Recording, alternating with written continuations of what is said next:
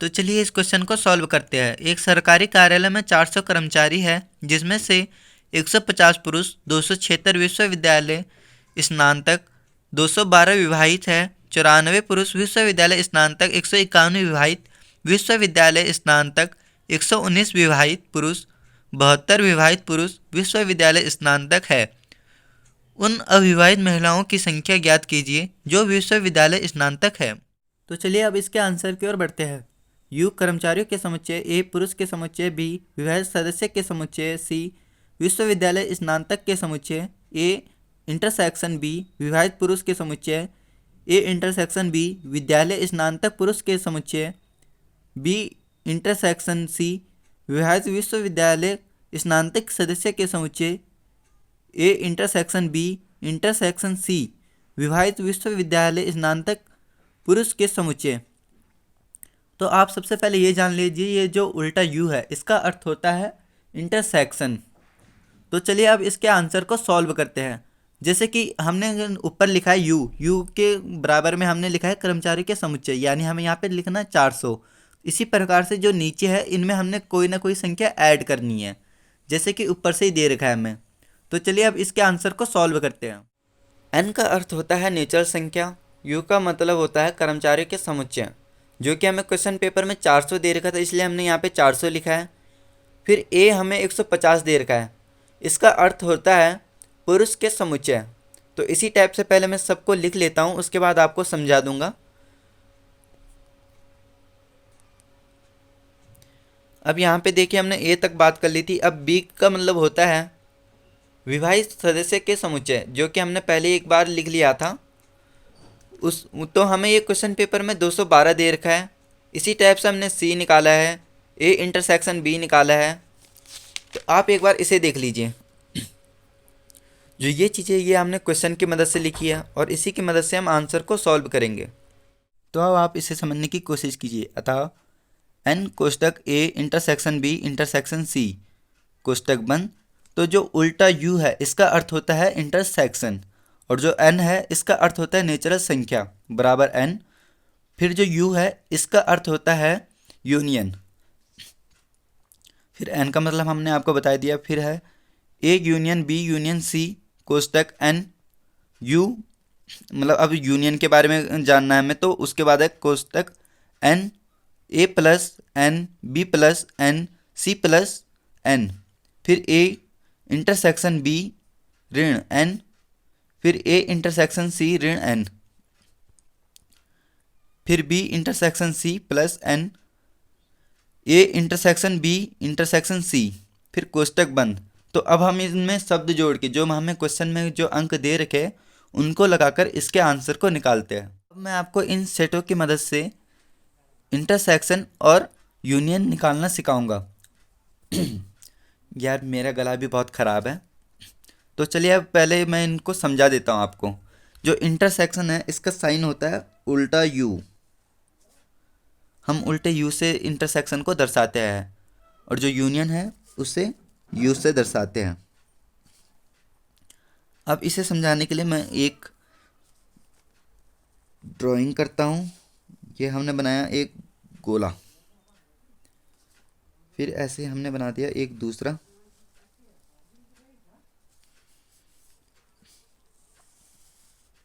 एक हमने डायग्राम बना दिया। ये वाला हमारा ए है और ये बी है। आपको अगर ये समझाना हो तो आप पेंसिल से ही बनाएं। उसके बाद हम लिखेंगे जो 3 है वो लिखा हमने इसमें। अब यहाँ पे लिख दो 12, 5 और 13। इसमें बचता हमारा 3 हमने लिख दिया, 6, 15 और 14। तो ये हमने डायग्राम बना दिया। तो जो ये बीच का है ये जिसमें हमने 3 लिखा है, तो ये हमारा हो जाएगा इंटरसेक्शन।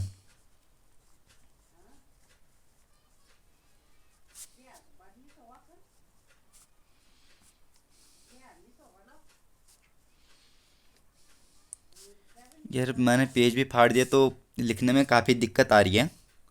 ये जो इंटरसेक्शन है जिसे हम यू से दर्शाते हैं, अगर हमें इसके एलिमेंट्स निकालने के लिए कहा जाए तो इसके एलिमेंट्स क्या होगा, जो ये बीच का हिस्सा है यानी केवल जो 3 है वो इसके एलिमेंट्स होंगे। वहीं पे अगर बात आ जाए यूनियन की, मैं केवल साइन से दर्शा देता हूँ, ज़्यादा नहीं लिखेंगे। तो अगर हमें इसके एलिमेंट्स निकालने हैं यानी इसके अंदर क्या क्या आते हैं, तो अब हम देखेंगे जैसे 3, 5, 6, 12, 13, 14 और 15।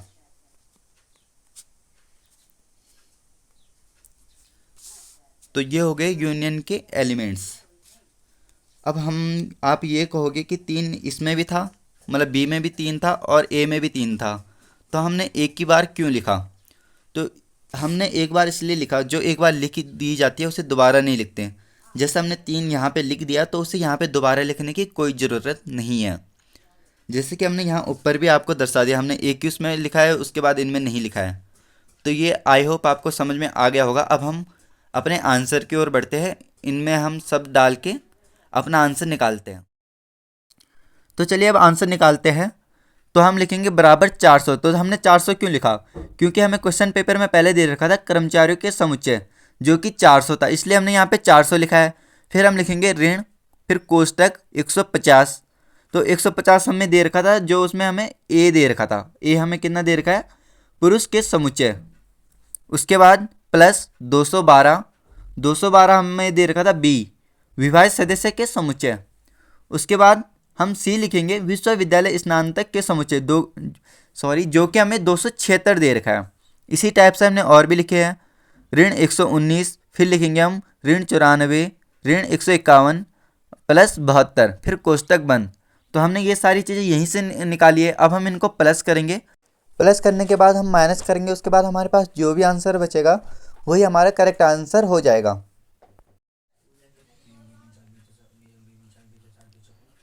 बराबर 400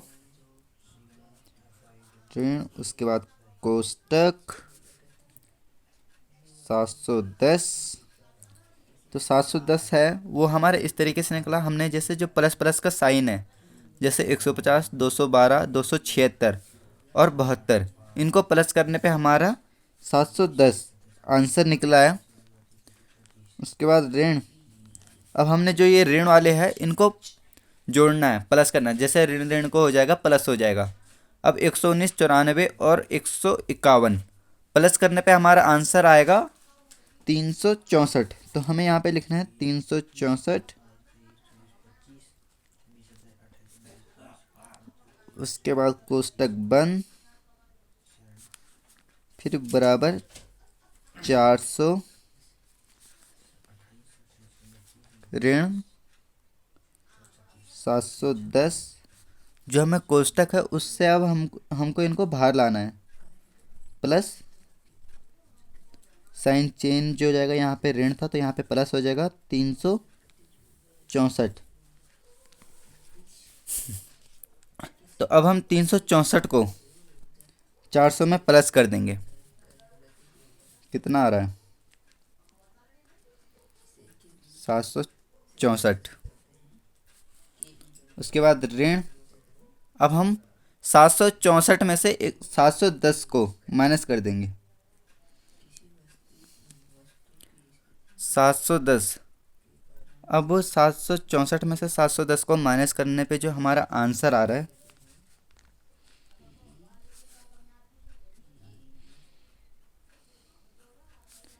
तो यही हमारा करेक्ट आंसर हो जाएगा। तो हमारा जो आंसर निकला वो निकला है, ओ सॉरी 54 निकला था, मैंने यहाँ पे गलती से 56 लिख दिया है। तो 54 जो है वो हमारा राइट आंसर है। तो इसी के साथ अगर आपको वीडियो अच्छी लगी हो तो प्लीज़ लाइक कमेंट कर दें और सब्सक्राइब कर दें चैनल को, ताकि आप ऐसी और वीडियो को देख पाएँ।